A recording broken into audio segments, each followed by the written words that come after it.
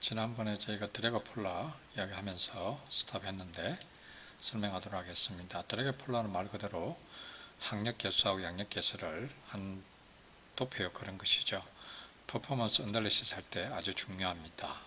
그래서 나중에 제가 확인하겠는데요. 그래서 여러분들이 꼭 드래그 폴라라는 것을 좀 기억을 해줬으면 좋겠고요. 자, 토탈 드래그라는 것 자체는 기본적으로 파라사이트 드래그, 영아 파라사이트 기생충, 그래서 기생 드래그라는 것이죠. 그러니까 우리가 어떤 물체 표면이 있으면은 유체 속을 이제 움직일 경우에는 따라올 수밖에 없는 그런 저항들입니다. 주로 이제 마찰력에 의한, 그 다음에 압력 차이에 의한 드래그가 되겠고, 웨이브 드래그는 이제 속도가 빨라지면은 충격파라든지 팽창바들이 생기잖아요. 그래서 이런 웨이브에 의해서 생기는 저항. 그 다음에 유도 항력 같은 경우는 비행기가 이제 새 장비가 무한대가 아닌 3차원 날개가 되면은 양력의 발생 대가로 따라오는 유도 항력이 있다 그랬습니다. 그래서 이렇게 세 개로 나누게 되겠고요. 근데 이제 첫 번째, 두 번째도 하나로 묶게 되면은 기본적으로는 이제 이런 파라제트와 웨이브 드래그, 그 다음에 양력에 관련이 된 인듀스 드래그로 이렇게 나눌 수 있겠습니다. 자, 우선 그럼 세 개로 했을 때는 CDE, 여기 이제 파라사이트 기생저항이 되겠고, CDW 웨이브 드래그, 그 다음에 마지막이 유도 항력. 왜냐면은 CL 제곱이 있잖아요. 그러니까 양력에 따라오는 저항이 되겠습니다. 자, 그럼 파라사이트 드래그 같은 경우는 그 안에서도 또 이렇게 나눌 수가 있고요. 그래서 파라사이트 안에는 이와 같이 양력이 제로가 되는 비행기가 자세를 잡아서 양력이 생기지 않을 때의 어떤 파라사이트 저항, 그 다음에 양력과 좀 관련이 있을 수 있는, 그러니까 이제 항이 두 번째 항이 되겠죠. 그래서 첫 번째 항은 제로라는 것은 이제 제로가 양력이 제로 되는 상태에서의 저항이라는 뜻입니다. 마찬가지로 웨이브 드래그도 이제 제로 리프트가 됐을 때의 웨이브 드래그, 그러지 않는, 그래서 그러지 않는 것들은 다 이제 양력에 관련된 저항인 거죠. 그래서 하여튼 제가 다 묶어서 다 더하면은 기본적으로 리프트하고 상관이 없는 이제 저항, 파라사이트 드래그하고 웨이브 드래그. 그 다음에 이제 리프트하고 상관이 있는 파라사이트 웨이브 드래그들을 이제 한때 묶어가지고 제가 이런 그 양력에 관련된 저항을 이렇게 나눌 수가 있겠습니다. 그래서 K1, K2, 3는 유도, 그 다음에 웨이브, 파라사이트와 저항들이 양력하고 관련이 있는 저항들인 거죠. 그래서 여러분들 그냥 드래그 폴라 그러면은 이런 양력하고 상관이 없는 저항들의 총합, 그 다음에 양력하고 상관이 있는 저항들의 이제 이렇게 나눌 수 있다는 걸 여러분들 기억했으면 좋겠고요. 자, 그렇게 해서 여기 이제 앞으로는 저희가 성능 해석을 할 때는 CD 제로, 양력이 제로가 되는 상태에 생기는 모든 저항들의 합, 그 다음에 양력에 의해서 추가적으로 따라오는 저항, 그 중에 가장 큰 것은 이제 유도 저항이 되겠죠. 이렇게 나누게 된다. 커브를 나타내면은 이게 이제 CD죠. 여기 CD 또는 D, 똑같은 걸 나누었으니까 L을 하든 D를 하든 아니면 CL, CD 하든 상관이 없죠. 이 CL이 되겠습니다. 자, 그래서 CD가 CL에 대해서 제곱이죠. 여러분들 풍물선을 하면은 요런 게 되겠죠. 이렇게. 그래서 그 중에 우리가 필요로 하는 무리 진검하면 이렇게 됩니다. 이렇게.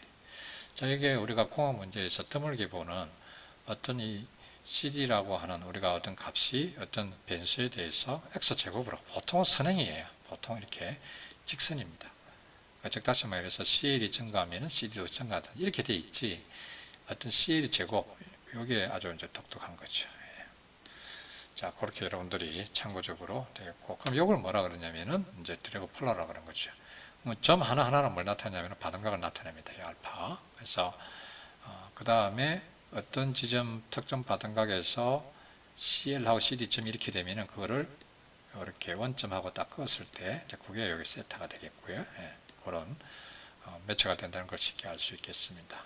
자, 그러면은 비행기에 따라서 어떤 경우는 이렇게 커브가 되고 어떤 커브는 뭐 이런 식으로 되고 또 어떤 커브 같은 경우는 좀 이렇게 되고 또 어떤 커브 같은 경우는 뭐 이렇게 되고 다양한 경우의 수가 있겠습니다. 그렇지만 이게 그 비행기 성능에 큰 영향을 미치게 된다. 그렇게 되겠고요.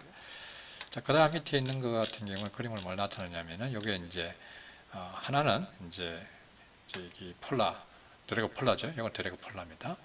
그 다음에 이제 축이 두 개잖아요. 나머지 하나는 뭘 나타내냐면은 이제 양항비를 나타납니다. 양항비 L 나누기 D, CD, CL 나누기 C, D가 되겠죠. 자, 그래서 요거는 이제 어떤 값 자체가 최대가 되는 순간이 있죠. 예, 이렇게 최대가 되는 순간. 그게 뭐냐면 어떤 받은 값이 되면은 양비가 최대가 되고 그것보다 받은 값이 더 증가하면 이제 실속 상태가 돼가지고 이제 양비가 줄어드는 경우가 되겠고요. 그 다음에 이제 요걸 뭐라 그러냐면은 CD 미니멈. 그러니까 받은 값을 쭉 변화시키면서 CD가 최소가 되는 점인 거죠. 보통은 이게 이제 위에 그림에서 보는 것처럼 이런 컵으로 되는데 이제 bin기의 어떤 그 트림이나 뭐 행상에 관련돼서 이게 이 최소가 되는 이 지점이 꼭 그 뭐예요, 받은 값 0될 때 생길 필요는 없잖아요. 이제 그 차이점입니다. 그래서 예를 들어서 이렇게 갔다가 이렇게 증가해도 이상이 생길 필요가 없습니다.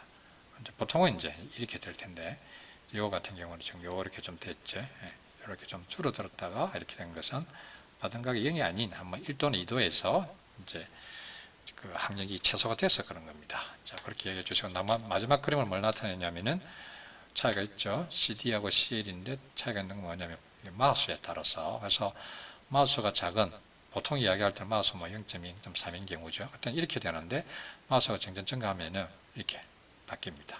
데리오폴라가 오른쪽으로 쭉 이렇게 값 자체가 0에서 0.2, 0.04, 0.06 이렇게 조금씩 이제 갑자기 스케일이 하나는 이제 마카남바 1.4일 때고 하나는 마카남바 2.1일 때고, 자, 그래서 조금씩 모양이 달라진다 이렇게 이해하시면 될 것 같습니다.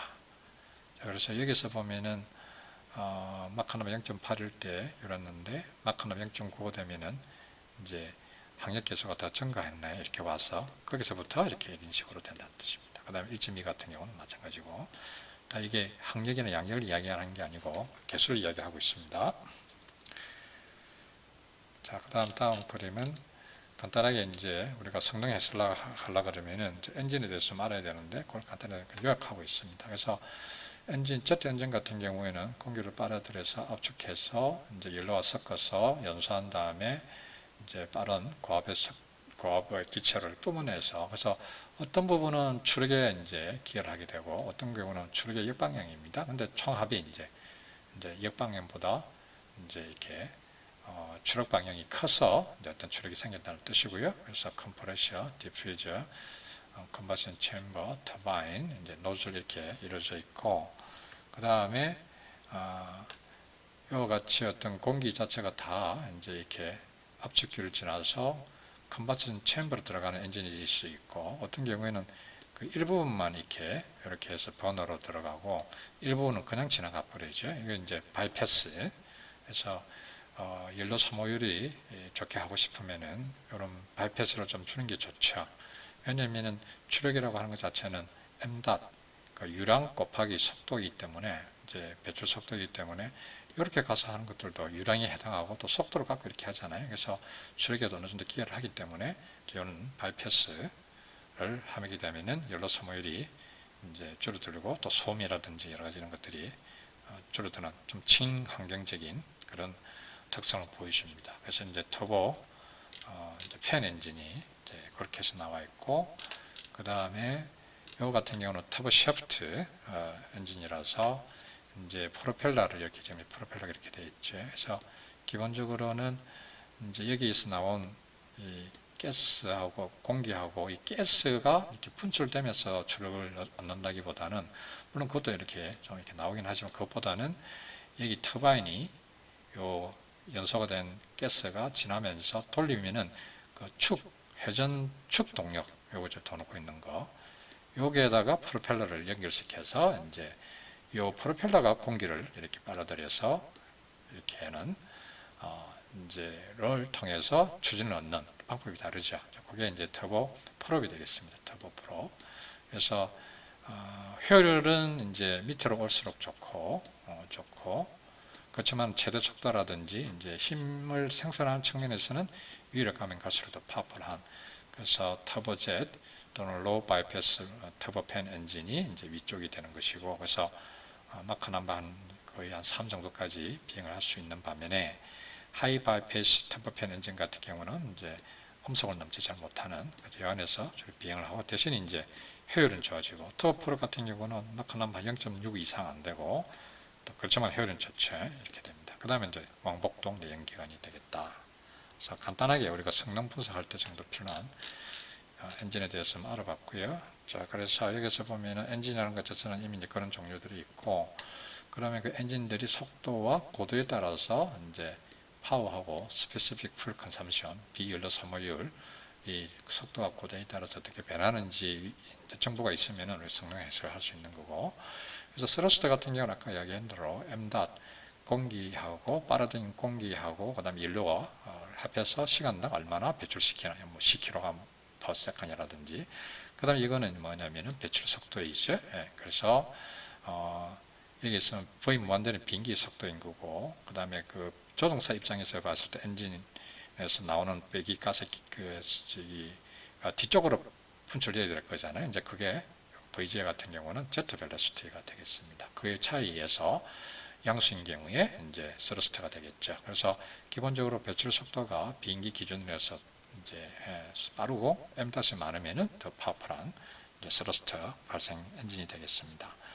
근데 문제는 이제 이 스러스트하고 이피션트는 이게 제가 학기 초에 이야기했죠. 창과 방패 같은 것입니다. 모순이 되는 거예요. 그래서 왜 그러냐면은 여러분들이 이제 그 연구실 어떤 관점에서 보게 되면은 엔진이 있는데 엔진 자체가 지상에서 가만히 있는데 이니셜 스테이션의 에어가 이제 반대 방향으로 이런 속도를 갖고 그러니까 엔진이 이렇게 있으면은 엔진이 여기서 이제 공기가 이렇게 가만히 있잖아요. 그걸 빨아들여 가지고 뒤쪽으로 뿜어내잖아요. 그렇죠? 그러면은 사실은 어떤 일이 생기냐면은 그거 자체는 또 엔진을 이제 벗어나는 순간 따로 뒤쪽으로 가버리잖아요. 예.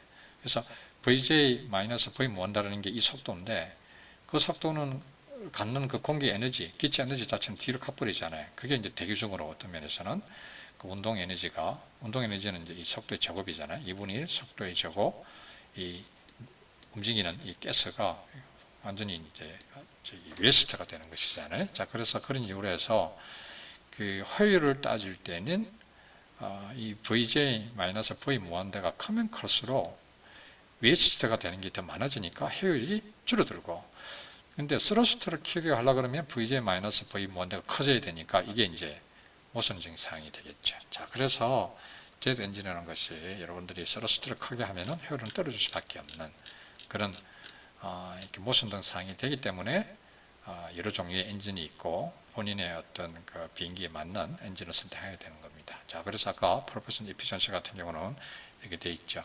2분의 1 m.VJ-V인데 제곱만큼 웨스트가 되는 거예요. 그 다음에 동력이라는 것은 추력에다가 속도를 곱해주면은 이제 동력이 되겠고요. 자, 그런 이유로 해서 이제 동력을 효율을 나타낸다는 것은 뭐냐면은 이제 총 동력 분호, 파워 제너레이터 대응 분호, 유스풀한 파워가 되는 거잖아요. 그러면은 공기를 빨아들여서 이제 뒤로 분출을 시키는데 총 그 파워 같은 경우에는 이제 이것도 포함되어 있는 거죠. 2분의 1 m.VGM-V 무한대, 즉 엔진으로부터 뒤로 떨어지면서 나가는 그 자체도 있고, 그 다음에 이제 유효한 파워를 동력시킨 게 스러스트 곱하기 V 무한대잖아요. 여기 있잖아요.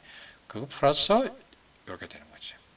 자, 그걸 그러면 약분을 시키면 뭐가 됩니까? 2 나누기 1 플러스 VJ 나누기 V 무한대. 자, 그래서 만약에 VJ하고 V 무한대가 같아지면은, 그러니까 이 웨스트 되는 이걸 줄이려고 그러면 이 둘이 같으면 되잖아요.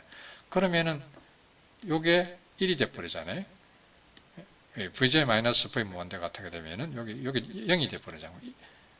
그러면은 VJ-V 무한대가 제로가 되니까 스러스트는 제로가 되고, 그 다음에 1 더하기 1분의 2니까 에탄, 그러니까 효율은 최대가 되는데 100%니까 스러스트는 제로가 되니까 말이 안 되는 거죠. 예. 또 거꾸로 스러스트가 최대가 되면은 효율은 또 이제 줄어들 수밖에 없는 거죠. 그건 이제 셀프 디피팅 시츄에이션이나 그런 모순적 상황이 됩니다. 자, 그래서 우리가 제트 엔진에서 이런 이렇게 모순적 상황이 된다는 걸 여러분들 좀 기억을 했으면 좋겠고요.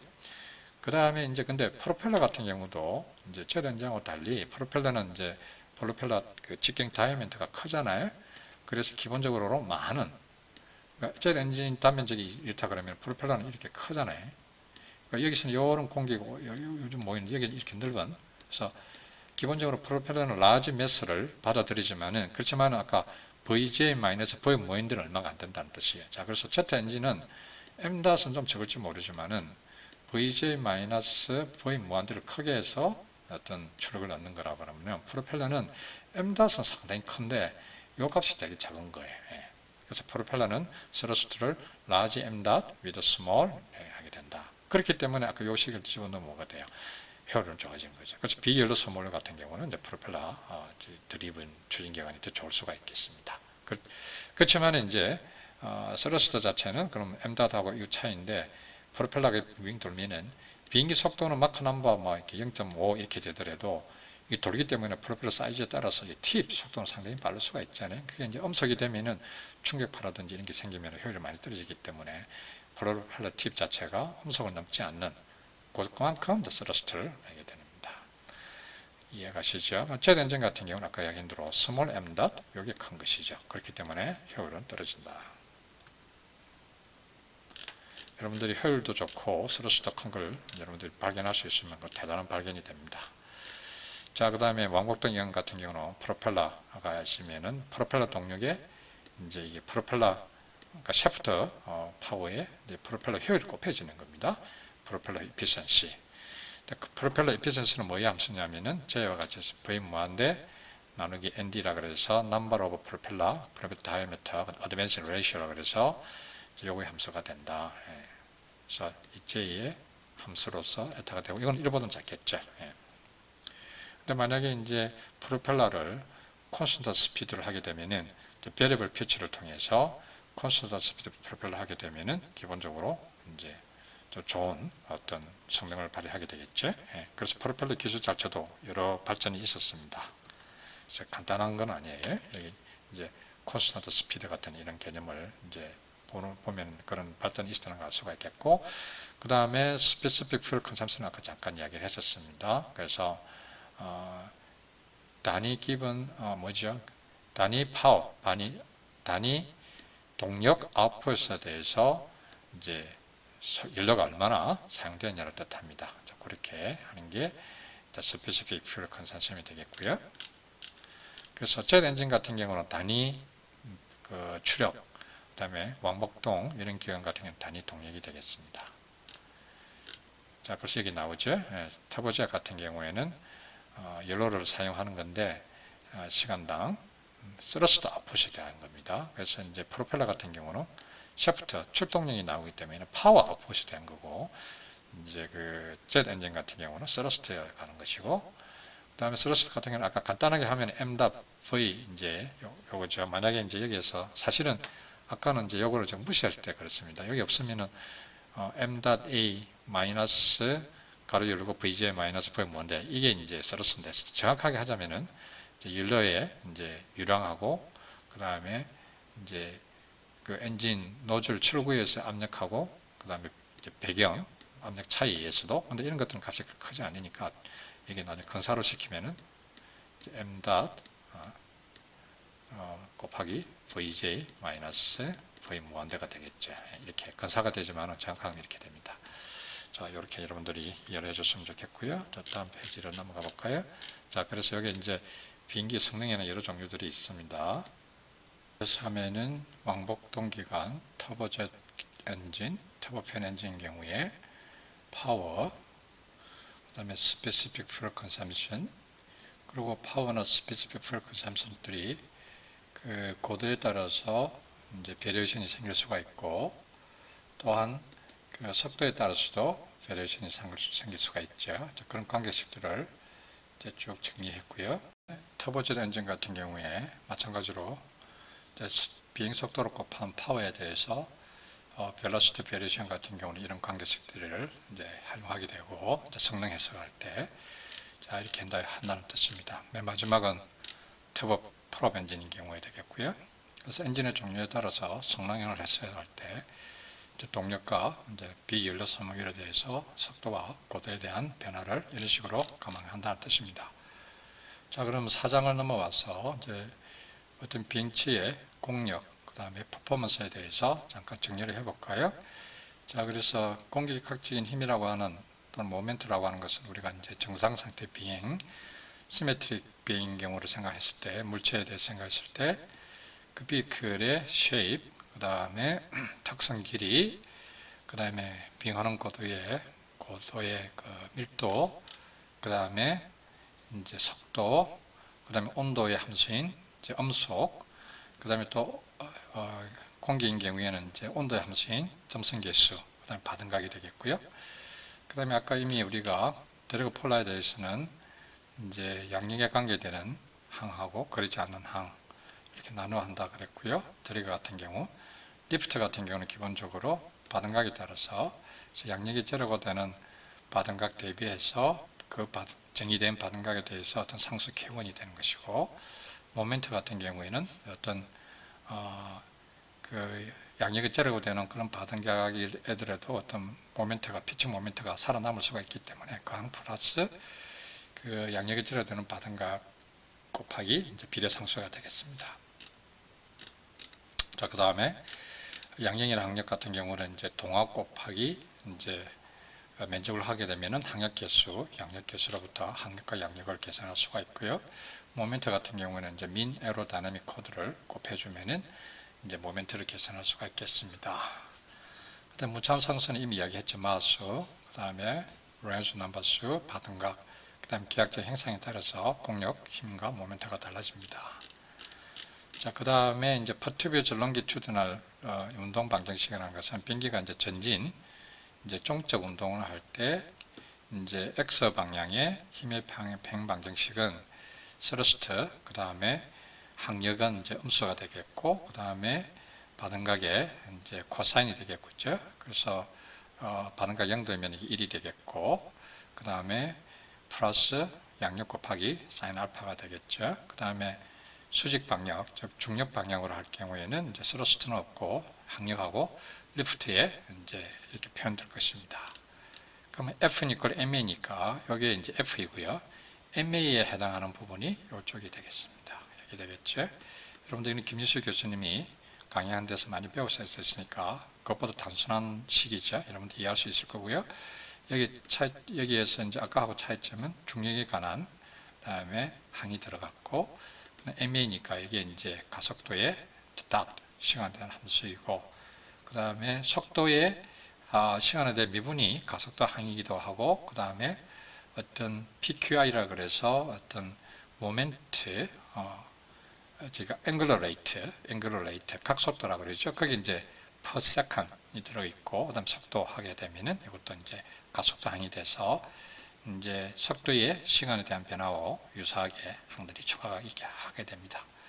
그 다음 피칭 모멘트에 관련돼서는 간섭 모멘트 IYY 곱하기 Q 각속도의 닷이 되겠고요. 이제 모멘트는 이렇게 표현되겠습니다. 그래서 이런 방정식을 주어진 스러스트, 리프트에 대해서 풀게 되면은 시간에 대한 이제 X 방향 속도, Z 방향 속도, 그 다음에 피치각, 여기 이제 자세가 되겠죠. 그렇게 이게 비행 운동 방정식이 되겠습니다. 자, 그래서 이제 스태틱 같은 경우는 이제 가속도가 없는 경우에는 이제 시간에 대한 미분이 있는 것들이 사라지고, 이와 같은 경우, 그다음 만약에 바등각을 우리가 0으로 가정을 하게 되면은 이제 그다음에 Q는 이제 2차원에서 정상 상태 비행 경우에 이제 회전을 하지 않으니까 제로라 그러면은 위의 식들은 이렇게 간단해집니다. 그래서 기본적으로는 보시면은 여기에서 L 하고 그 다음에 이제 하중하고, 만약 여기서 세타가 0도가 되면 어떻게 되겠습니까? L 이퀄 이제 weight W가 되겠고, 사인 0도는 제로니까 T는 이퀄 D가 되겠습니다. 자, 이렇게 해서 우리가 그 가속도가 없는 비행, 등속, 수평, 그 다음에 동일 고도 비행인 경우에는 우리가 그 운동 방정식이 T는 이퀄 D, 그 다음에 W 이퀄 L이 되는, 그래서 나중에 이 두 개씩을 가지고 성능을 우리가 분석할 수가 있게 됩니다. 자, 다이내믹 퍼포먼스라는 것은 기본적으로 이제 시간에 대한 변화가 있는 가속도가 이제 관여하는 게 되겠고요. 이륙이라든지 랜딩 같은 또는 스노비행이 되겠고요. 그다음 김인수 교수님 수업에서 배웠으니까 간단하게 이야기하면 스태틱 스테빌리티 우리 앞에서 배웠죠. 바닥각에 대해서 배척 모멘트의 변화가 기울기가 음수일 때 우리가 스태틱 스테빌리티라 그랬고, 그 다음에 다이내믹 스테빌리티 앤 리스폰스 같은 경우는 타임에 대한 이제 시간에 대한 비행체의 어떤 변화 히스토리를 이야기하는 것이고, 그래서 비행 상태로부터 이제 교란이 있는데 시간에 대해서 어떻게 이제 움직이는지를 따지게 되겠습니다. 자, 그 다음에 리니어라이제이션은 것은 이제 이런 아까 운동 방정식을 선행했을 때 구하는 방정식이 돼서 이제 수학적으로 단순해져서 풀 수가 있습니다.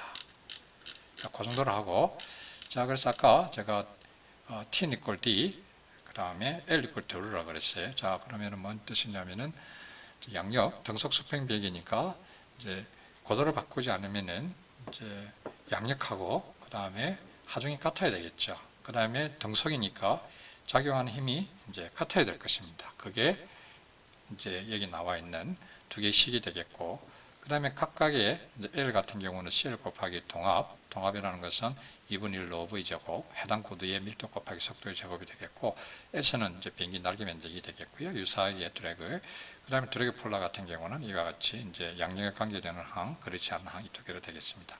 자, 이 식을 가지고 우리가 상당히 중요한 이제 정적 성능들을 끄집어내게 되겠습니다. 최소 속도, 최대 속도, 그 다음에 필로 동력, 그 다음에 항속거리, 항속 시간들 그렇게 하게 되겠습니다.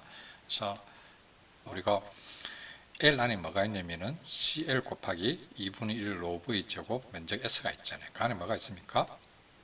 V 제곱이 있으니까 그 V 제곱을 끄집어내면은 V 제곱 이꼴 2가 2분의 1이 넘어가면 2가 되겠죠. 2W 나누기 S 나누기 로 CL.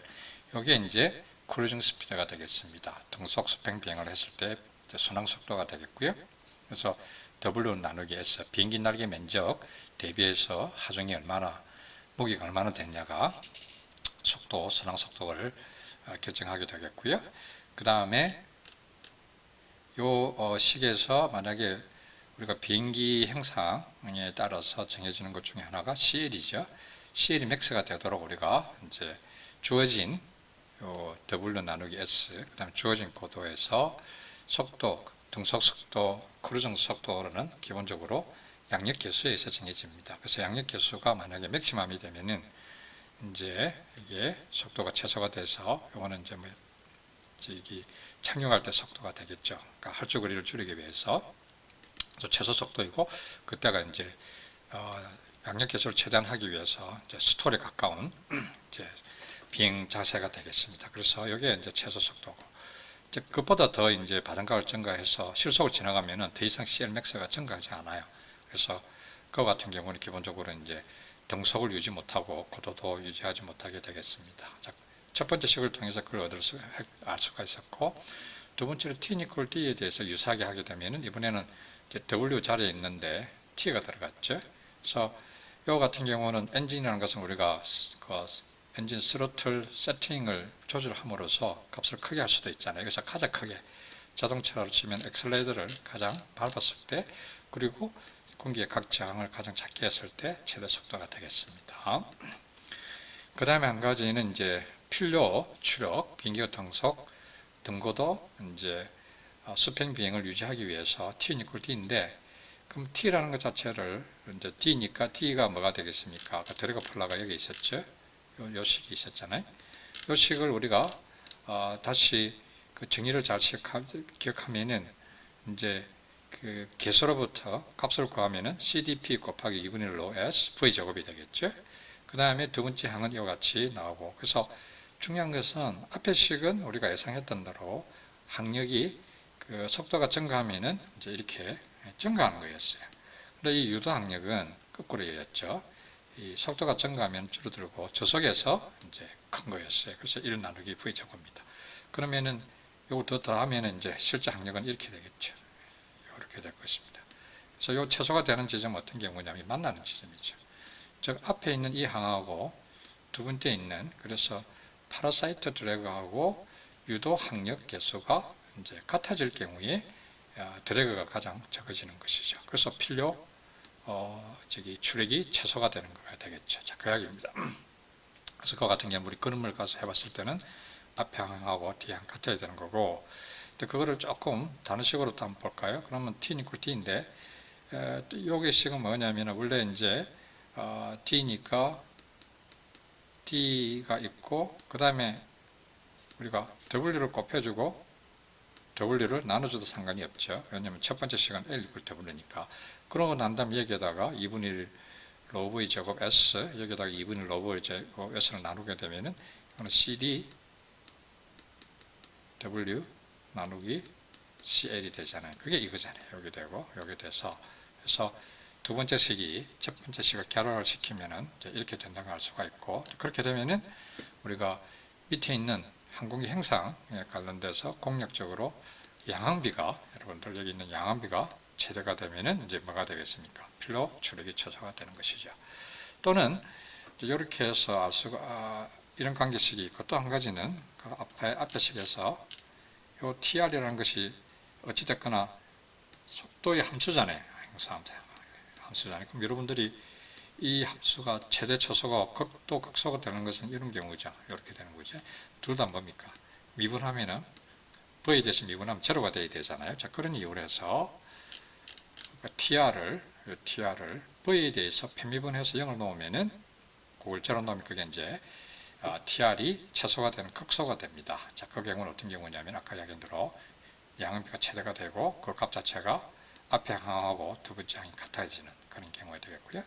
자, 그런 경우에는 당연히 CD는 똑같은 값 두 개가 같으니까 두 배의 CDP 또는 두 배의 CDI가 되겠죠. 자, 그런 관계식들을 다 정리하면 이런 것들을 다 추가적으로 또 위 앞에 있는 식에다가 이걸 집어넣으면은 양비 최대값이 어떤 경우에 되는지를 해서 집어넣으면 이런 식으로 표현이 되고, 또 아까 그 순환속도식에다가 집어넣으면 또 이런 식으로 됩니다. 자, 그건 여러분들 할 수 있을 거고요. 그 다음에 이제 이용 출력이라는 것은 아까 필로 출력 보다도 이제 여분이 있는 경우죠. 그러면은 우리가 어떤 엔진이 있으면은 그 엔진의 사용에 따라서 TA 이용 가능한 스러스트가 기본적으로는 m 곱하기 VE가 되겠죠. 그러면은 이제 필로 출력은 TR인데 이제 이용 가능한 것은 필요한 것보다 많아야 되겠죠. 그래서 TA-TR이 잉여 여분의 스러스트가 되겠습니다. 자, 지금까지는 스러스트에 대해서 했었고, 근데 이제 왕복도 기관을 또는 터보 샤프트를 사용하는 터보 프롭이나 프로펠러 비행기 같은 경우에는 이 동력이 나오잖아요. 스러스트 힘이 아니고 동력이 납니다. 속도가 곱해진 거죠. 그래서 이 V가 곱해진 거단 말이에요. 자, 그래서 파워는 스러스트 곱하기 벨로시티이고, 그래서 아까 T 이퀄 T에다 V를 곱하면 이렇게 되고, 그런 이유로 해서 아까는 V제곱, 두 번째 항은 1 나누기 V제곱이었는데 V를 곱하게 되면은 V의 3성 1 나누기 V가 돼가지고 함수가 아까 F 함수가 좀 달라지죠. 그래서 미분해서 해보면 약간 차이가 있습니다. 아까는 CDP하고 CDA가 같아야 되는데 이번에는 CD 앞에 있는 항력계수가 뒤에 있는 항력계수의 3분의 1 될 경우에 비로소 필요 동력이 최소가 되고, 그와 같은 경우는 CL 나누기 CD, 아까는 CL 나누기 양합이 이게 맥스가 되면 되는데 이거는 이번에는 뭐예요? 거기에다가 루트에 CL이 곱해진 CL의 1.5승이 되기 최대가 될 때 PR이 최소가 된다는 뜻입니다. 나중에는 이제 하나 더 나와있죠. 그래서 여러분들이 CL 나누기 CD가 있고, 또 하나는 거기다가 루트 CL을 곱해져서 CL의 1.5성, 또 하나는 이제 루트 CL을 나눠져 가지고 그러면 CL의 0.5성 나누기 CD가 최대가 되는 그 세 가지가 이제 나오게 됩니다. 그건 여러분들 참고를 알고 있으면 되고요. 자, 그래서 이제 요 1.5성이 이제 최대가 되는 조건은 또 유사하게 이런 식들을 끄집어낼 수가 있고, 자, 그 다음에 이제 파워 같은 경우에는 이제 기본적으로 그냥 V를 곱하면 됩니다. 그러니까 또 필요 동력, 이용 동력 같은 경우는 m.V에다가 비행속도, 여러분들 V는 엔진의 배출 속도라는 뜻이고 배기가스의 이 V는 비행속도입니다. 자, 그 다음에 또 한 가지는 여러분들이 이제 요거는 이제 젯 엔진 경우에 그렇고, 이제 피스톤이나 터보 샤프트 같은 경우는 기본적으로 엔진에서 나오는 게 뭐냐면 샤프트 파워거든. 샤프트 파워를 이제 스러스트와 같은 전진 파워로 바꿔주려고 그러면은 이제 프로펠러가 그 일을 하잖아요. 그럼 이 프로펠러가 항상 효율이 100이 100%가 아닙니다. 그래서 에타 P라고 해서 1보다 작은 숫자가 이렇게 곱해지는 것이죠. 그래서 비로소 이제 비행을 위한 이제 동력이 여기에 나오는 것이죠. 그래서 만약에 PA-PR이 이제 잉여 동력이 되겠습니다. 그 다음에 아까 제가 테이블에서 보여준 것과 같이 이런 동력이나 비연료 소모율 같은 경우에는 고도하고 속도의 함수라 그랬어요. 자, 그래서 이제 고도 효과를 보면은 이제 고도 효과를 나타낼 때 뭘 나타내냐면은 해면 고도의 밀도 로제로에 대한 지금 고도의 밀도 B죠. 그래서 1보다 작은 값입니다. 뭐 0.1, 0.5 이런 값이에요. 이제 그걸 이제 로 표현된다는 뜻입니다. 이 식을 뭘 나타내냐면은 고도가 한 10km 이하일 경우에는 지면에서의 동력에 대한 그 해당 고도에서의 엔진의 피스톤 엔진인 경우에 그 동력이라는 것은 요 밀도에 이제 비에 0.765승이 되고 10km 이상일 때는 1.33을 곱해주면 된다는 뜻입니다. 이런 이유가 왜냐하면 이 프로펠러든지 제트 엔진 둘 다 뭐예요? 공기를 이렇게 빨아들였음을 하잖아요. 이렇게. 그러니까 고도가 높아지면 공기 밀도가 달라지면은 당연히 변화가 있겠죠. 이런 것들이, 이런 식들이 이제 항공기 성능 해석할 때 사용됩니다. 마찬가지로 이제 스러스트 같은 경우도 이제 여기와 같이 먼저 스러스트를 받고 싶으면 이제 속도 V 무한대로 나눠주면 되는 것이고요. 자, 그 다음에 제트 엔진 같은 경우는 스러스트가 기준이기 때문에 이렇게 해서 하게 되고, 그걸 동력을 하고 싶으면 이제 속도를 곱해주면 동력이 되겠죠. 자, 이렇게 해서 우리가 고도 효과를 하게 됩니다. 자, 그 다음에 이제 가장 중요한 게 되겠는데, 그 레인지가 되게 이제 중요한 성능 지표 중에 하나죠. 자, 그래서 레인지하고 항속 시간을 구하는 식은 기본적으로 아까 L equal W, 그 다음 D equal T, 이 두 식하고, 레인지라는 것은 기본적으로는 거리니까 속도를 적분하면 될 거잖아요. V를 적분하고도. 그 다음에 항속 시간 같은 경우는 dt가 있으면은 이걸 적분하면 이제 시간이 될 거고, 그래서 레인지 같은 경우는 dx를 적분하고 항속 시간 같은 경우는 dt를 적분할 겁니다. 그래서 당연히 이제 어떤 속도라는 것을 생각해야 되겠죠. 자, 속도라는 것은 dx 나누기 dt잖아요. x가 거리이면은. 그래서 당연히 여기 사용이 되고, 그 다음에 또 한 가지는 이제 중요한 것이 항속 거리라는 것은 결국은 연료하고 관련이 있을 거잖아요. 그럼 연료라는 것은 뭐냐면은 스페시픽 풀 컨섬션 피스톤 같은 경우에는 아까 앞부분에서 이야기했었죠. 아웃풋이 동력일 때 단위 동력 아웃풋에 대해서 얼마만큼의 연료 무게가 사용되느냐.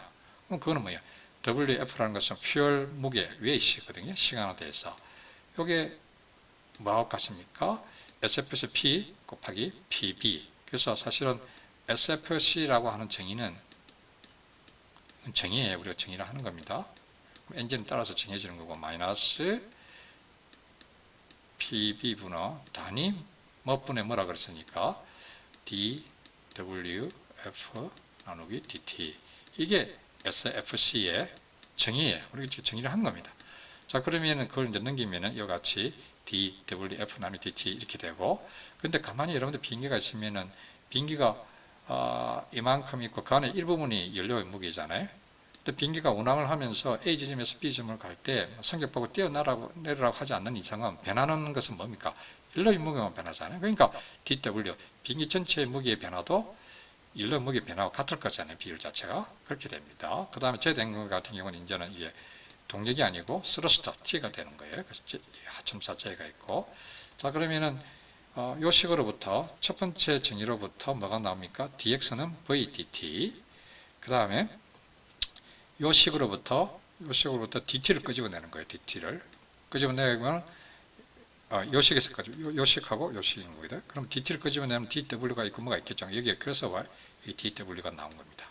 자, 이래 놓고 여기도 dt가 있고 여기도 dw가 있으니까 여기 dx가 있고 오른쪽에 있잖아요. 그럼 좌변을 어떻게 하냐면 양변을 적분을 하게 됩니다. 그래서 첫 번째는 쉽죠. 1dx 적분하면 그냥 x잖아요. 그걸 이제 0에서 r 하게 되면 그걸 거리가 되는 거지. 항속거리 r이 되는 거고. 근데 문제는 두 번째 항이 이제 조심해야 됩니다. 왜냐하면 어떤 봤을 때는 v하고 w하고 뭐 이런 것들이 상관이 없어 보이시니까 그냥 이렇게 적분하면 안 됩니다. 그러면 그냥 w가 되잖아요. 그걸 조심해야 돼요. 왜 조심해야 되냐면은 우리가 항속거리도 아까 L equal W t equal d 이 식을 아직 한 번도 안 써먹었잖아요. 그러니까 비로소 요 두 개 식이 요 식에서 이제 변화를 시킬 때 저 두 식이 사용됩니다. 자, 첫 번째는 t equal d, d에다가 v를 곱하고 그럼 t에다가 v를 곱하면 p잖아요. p라고 하는 것은 필수성기관 같은 에타 p 곱하기 축동력이 되잖아. 그래서 두 번째 식을 딱 써먹었어요. 자, 왜? 여기 pb가 있으니까. 자, 그걸 집어넣으면은 요 식은 이렇게 되겠죠? 그러면 여기 v가 여기 있으니까 여기도 v가 있었잖아요. 없어집니다. 이렇게 없어지래. 자, 그래 놓고, 그럼 에타 p는 그냥 살아남았고, SFC도 남아있고, 그 다음에 이제 D를 가만히 생각해 봅시다. 이 D가 W하고 뭔 상관이 있까? 그 다음에 요게 할 때는 T equal D 써먹었는데 뭘 안 써먹었어요? L equal W를 안 써먹었잖아. 아, 그러면은 이 D를 L이 여기 있으니까 W가 있으니까 이렇게 하면 되겠네. 여기다가 L을 곱해주고 분모에다가 W를 해주면은 이 두 개 그냥 1이잖아요. 자, 그게 뭡니까? L 나누기 D가 또 동합하고 면적을 나눠주면 CL 나누기 CD가 되고 여기 W가 이렇게 되어 있는 것이죠. 자, 이건 같은 성질이니까 이거는 웨이트하고 상관이 없잖아요. 비인격의 행상이 정해지면은 안에 뭐 쇳덩이를 채우든 그냥 공기를 채우든 상관이 없잖아요. 그러니까 W하고 상관이 없고 단지 행상 때문에 공기의 각적인 이제 양항비가 달라지는 것이고. 자, 그러니까 이제 이 양항비는 W하고 상관이 없으니까 밖으로 나갈 수가 있어요. 프로펠러 효율도 비행기 무게하고는 상관이 없을 거잖아요. 그 다음에 어떤 특정 엔진 자체가 어떤 그 비연료소모리는 무게하고는 또 상관이 없을 거잖아요. 나가고, 이것들은 다 앞으로 나가고 이렇게 나왔습니다. 남는 건 뭐가 남았습니까? 인테그럴 W분의 1의 dW죠. 그럼 이건 뭡니까? 1분의 X니까 로그가 되죠. 로그 W가 되고, 여기서 이렇게 됐으니까 하면 이렇게 됩니다. 자, 이걸 뭐라 그러냐면은 우리가 브리게트, 엔진 포멀러로 아주 중요합니다. 그래서 항공기의 항속 거리에 영향을 미치는 것은 이게 추진기관입니다. 엔진의 비연료 소모율, 그 다음에 프로펠러 효율, 여기 이제 공기역학인 거죠. 제가 가르치는 양항비가 되겠고, 이건 구조, 경량화가 되겠습니다. 복합적으로 사용해서 경량화를 하게 되면은 이 값이 커져요. 자, 그런 이유로 해서 항공공학은 이제 추진, 공기역학, 구조로 나눠서 각각을 성능을 개선시키는으로써 비로소 항속거리를 이제 증진시킨다 이렇게 보시면 되겠습니다. 제트 항공기 같은 경우는 이제 차이점이 뭐가 있냐면 여기가 이제 이게 J가 들어갔고 그 다음에 아까는 P였는데 이건 T가 되겠죠. 자, 그러면은 그거의 차이점이 있고 마찬가지로 아까 T equal D, L equal W 해서 유사하게 하게 되면은 이번에는 이제 어떤 일이 생기냐면은 W가 여기 한테 생겨요.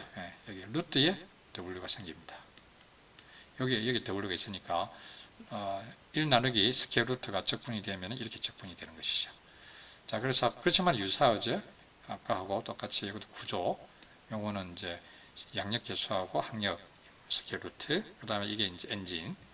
단 프로펠러가 없으니까 에타 P는 없죠. 그 다음에 하나 눈여겨볼 것은 이제 고도가 있습니다. 그래서 제트 항공기 같은 경우는 고도에 따라서 공기 밀도가 달라지면 렌즈가 조금 달라집니다. 그런 이유로 해서 인천공항에서 LA로 장기간 비행을 할 때는 똑같은 고도로 비행을 하는 것보다 조금씩 이렇게 올라가는 게 이렇게 여기까지 이제 여기가 LA이고 여기 인천공항이면은 이제 이렇게 조금 낮은 데도 출발해서 점점 올라갔다가 그 다음에 이제 팍 내려오는 거죠. 이렇게 올라갔다가 이렇게 하는 게 더 효율이 좋다 그래요. 그런 이유가 여기 하나 있어서 그렇습니다. 하여튼 그건 너무 전문적인 거니까 그냥 생략하도록 하고요. 그 다음에 이제 요거 같은 경우에 이제 루트의 CL 나누기 CD 같은 경우가 이제 최대가 되는 경우에는 아까 우리가 봤던 필요 동력 이제 최소가 되는 그런 거하고 같아지는 걸 알 수가 있고요.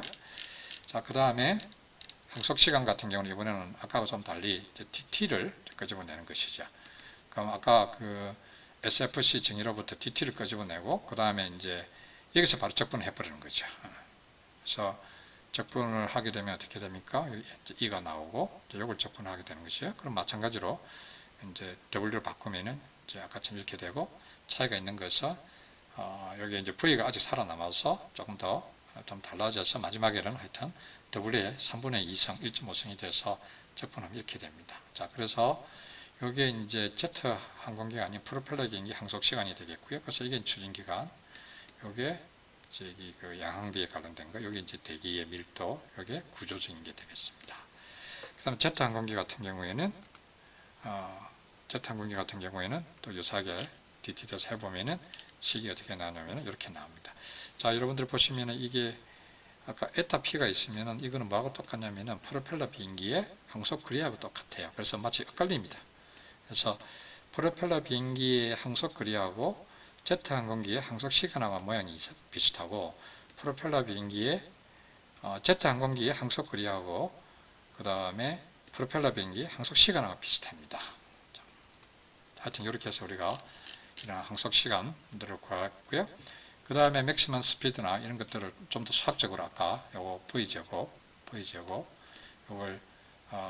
요거에 대해서 지금 뭐죠? V제곱에 대해서 여러분들 뜻식이 뭐 곱하기 V제곱이 있고 플러스 뭐 곱하기 V제곱의 제곱이 있으면은 그 다음에 뭐 equal t면 뭐가 됩니까? 양변을 V제곱을 곱하면 이 V제곱이 있고, 이거는 V제곱의 제곱이고, V제곱 곱하면은 이거는 V제곱풀이, 예, 잠깐 보십시다. 예, 여기서, 예, V제곱 되고, 이거 V제곱의 제곱이 되고, 이거 하나 없는 거죠. 여기 있으니까 없으면 이거 없어지잖아요. 그러면 어떤 일이 생깁니까? 근데 V제곱을 X로 하면은 X의 T equal 뭐뭐의 X의 제곱 플러스 무슨 상수가 되니까 뭐뭐의 제곱 뭐뭐 X 뭐뭐 상수 되니까 근의 공식을 집어넣을 수가 있죠. 그렇게 하면 V를 근의 공식을 집어넣어서 V제곱을 구한 다음에 다시 루트를 씌우면 이제 해가 되는 것이, 그렇게 해서 구했다는 뜻이고요. 그렇게 해서 Vmax 같은 경우는 1km 표현된다. 그 다음에 그냥 참고적으로 여러분들이 비행기의 하중에 대해서 스러스트, B 이런 것들이 비행기 설계할 때 되게 중요하죠. 그다음 윙로딩 이거 있고 드래그폴라의 개수 CD0, 그 다음에 양력에 관련된 항해 비례상수 K가 있습니다. 그래서 사실 성능에서 크게 영향을 미치는 것들이 요런 값들 이런 것들이 되겠죠. 자, 그 다음에 한 가지 그냥 여러분들이 아까 보면은 어떤 일이 있었죠? CD 분의 CL이 있는데 어떤 경우는 거기에 루트 CL이 곱해져서 그다음 어떤 하나 나눠지죠. 곱해진 게 이거죠. 1.5성. 나눠진 게 0.5성이잖아요. 자, 거기 어떤 일이 생기냐면은 양항비가 최대가 되는 스피드가 만약 1이라 그러면은 이 CL이 1.5성 나누기 CD가 최대가 되는 것은 약 75%의 속도에서 여기 최대가 되고, 그 다음에 CL의 0.5성 나누기 CD가 최대가 되는 것은 그보다 한 32% 큰 데에서 최대가 된다는 뜻입니다. 그런 관계식이 우리가 있는 걸 쉽게 계산할 수가 있고, 그 다음에 카슨 스피드 같은 경우는 이제 여기 1.2성에 해당하는 건데, 그와 같은 경우는 CD분의 CL의 2분의 1성이 이제 최대가 되는 스피드인데, 또 다른 식으로 이야기하게 되면은 조금 뭐죠? 그 단위 연료 소모에 대한 최대 속도 또는 단위 속도를 비행을 하는데 소요되는 연료 양을 최소화하는 속도라는 뜻입니다. 조금 곰곰이 생각해야 그게 뭔 뜻인지 알 수 있을 텐데, 보통은 우리가 단위 1km 가는데 연료가 최소가 되는 게 보통 우리 상식적인 이야기잖아요. 그러니까 1km 날아가는데 연료가 제일 적게 사용되도록 내가 비행기의 속도를 정하는 그런 거 생각할 수 있잖아요. 근데 이 칼슨 스피드라는 건 그게 아니고 이 길이가 아니고 단위 속도, 단위 유닛 오브 벨로시티 당 연료 소모율이 제일 작게 되는 어떤 속도를 카슨 스피드라 그러고, 그건 요거하고 일치한다는 것을 우리가 알 수가 있어요.